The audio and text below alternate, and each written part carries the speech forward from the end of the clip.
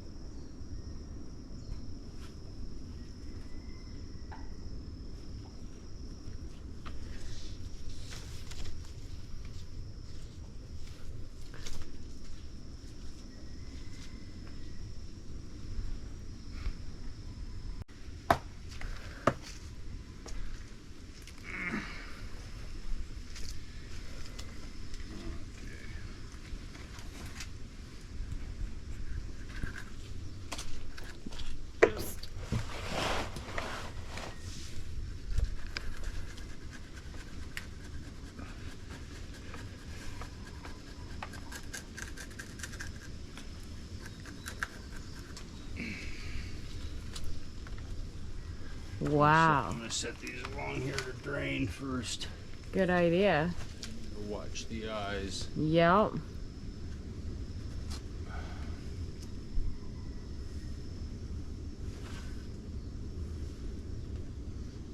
This knife's a little short.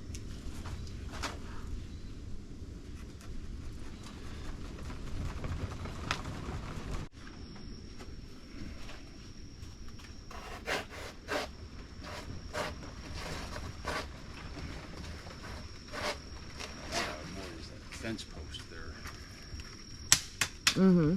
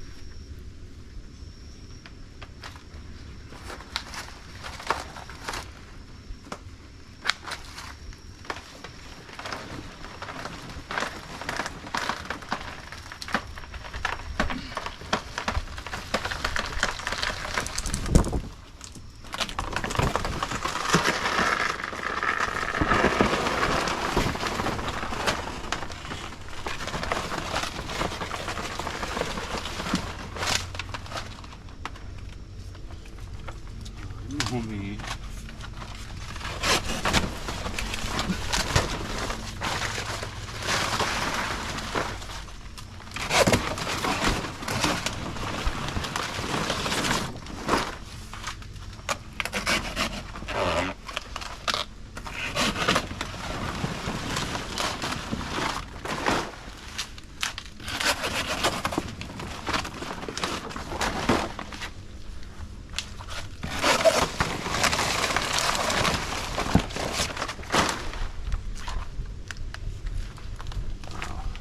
You see the classic fuzzy stem, sweet bananas.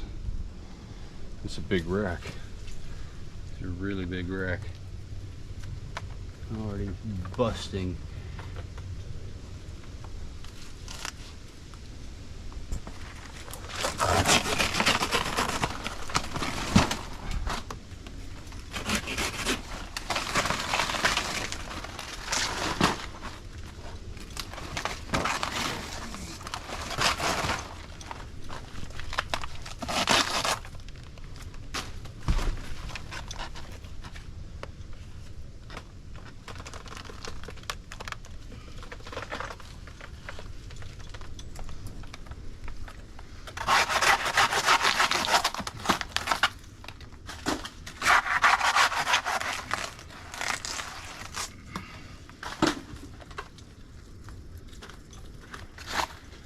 I'm afraid I'm not going to be able to handle it if I just cut it right now.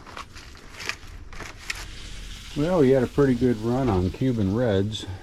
the rare Cuban red bananas. Had a big fat rack. I sold a whole bunch at the farmer's market yesterday, and traded some of the brothers, and they gave me some eggplant which I'm not growing yet. Hi, Mommy. Did a little bit of cacao, just a little bit. I sweat my chocolate in a bag in the sun, and then I dry it out and then roast it for cacao nibs. But I wanted to show this big rack that, like, look at this banana, look at that. These are the Maia Maoli, or the Pacific plantain, and look at the size of this rack. I mean, this thing is enormous. It doesn't even seem that big when they're up in the tree, or up in the, if you call it a tree, up in the herb. But look at the fruit stems on these. This is always a great identifier for a lot of different banana species, is the length of the fruit stems, because it kind of determines how the bananas take shape within the rack. Like if they're going to be really packed in, are they going to be floppy? You know, the stem predicts where the bananas are going to lay. And Maoli, the top hand, as you can see with this, is almost always skewed to the side like a bad hair day, before the rest of the bananas start standing up sort of normal. But that top hand in Maolis, not all of them, but most of them, is really skewed to the side. So that's one of the things to notice. As you can see, the chickens had just got into this. I was trying to wait for the rest of the day here so that Autumn and I could take it down together. But then I come back and I hear a chicken fly off, and we rarely ever have chickens here because of the dog, and sure as shit. So if there's any question whether chickens are colorblind or not, they're not. They can see yellow for sure.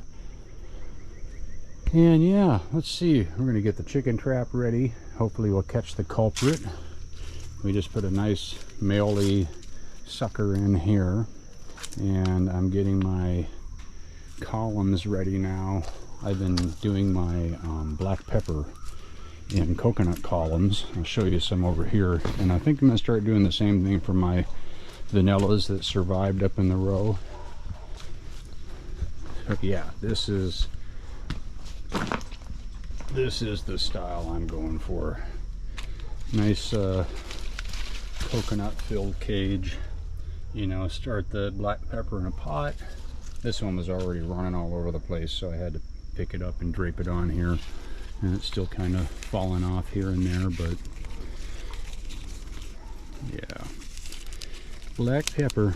Gotta have our spices. People take pepper for granted big time in today's world. We get it so cheap and so easy, and then the day when it's not so easy to get, no one was going to be prepared, and very few people will be growing it. So at least I'll have some for me. And this is our soursop. One of them is doing really nice. I bent all of these trees at first so that they would splay out and spread out instead of going straight up. So that one there I've kind of trimmed a little bit. This one here put up a whole new branch from the bottom. You know, that one there, when I bent it over. So now it's kind of going two ways. But that's fine. And our Maia Maoli LA are just about to come. Maybe in about another month, maybe two. I got another huge, beautiful rack up on that one. Oh my God, look at that thing up there. They're awesome banana. And then our Fe'e over here is probably going to be about 3 or 4 months still. But it's got one hell of a rack on it. First time I've ever got to see this happen. I gotta climb up the ladder to get to it. Oh. Alrighty. Yeah, isn't that thing unreal? Crazy bunch of bananas, huh? So that's the super rare, for us in Hawaii, Fe'e. Musa troglodytes or ditum or something like that.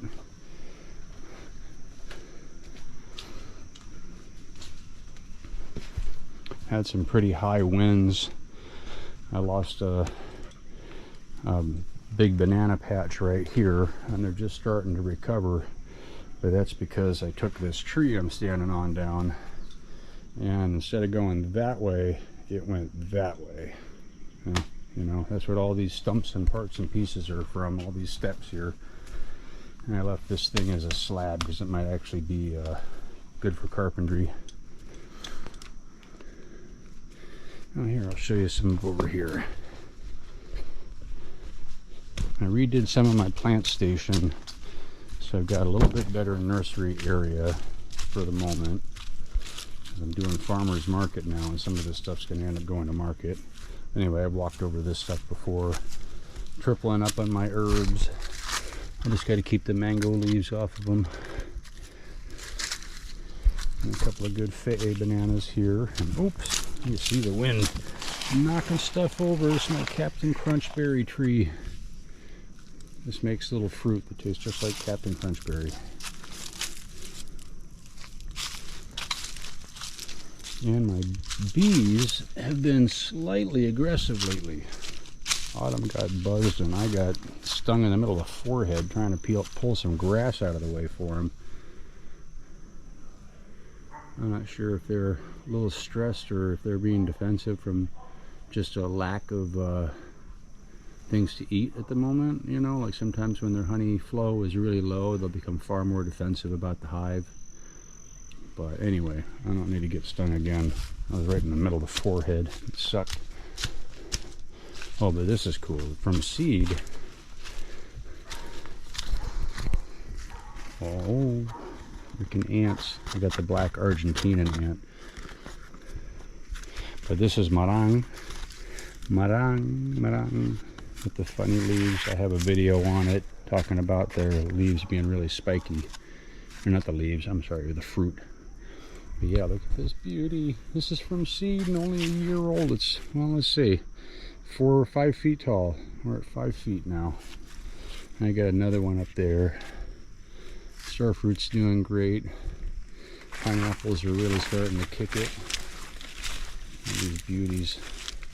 These really spiny varieties do actually incredible here and are almost a preferred pineapple in my opinion.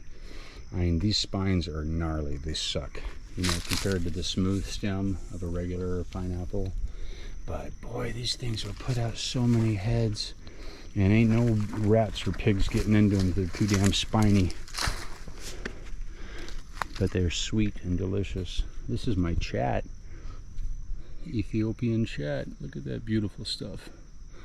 Never really tried it before. I got this from a buddy. And so I thought I'd give it a try. I guess they're going to turn into a tree someday, but it's just kind of staying right on the ground and sprawling around. But I know they're also used to like in a desert condition, like Sudan or Ethiopia or places like that. And yeah, we took a big bunch out here. We're going to be moving the pathway through this and up and around. And that'll go hand in hand with digging the rest of this out and getting this whole thing scooped back. But for now, it's turned into our base yard. Gotta stay on top of rats. And Momi's just hoping I'm gonna give her more treats. Oh yeah. And the neighbor mowed their lawn. Always nice when it's all open over here. Kind of have to hope they never use it. Anyway, aloha from Hawaii.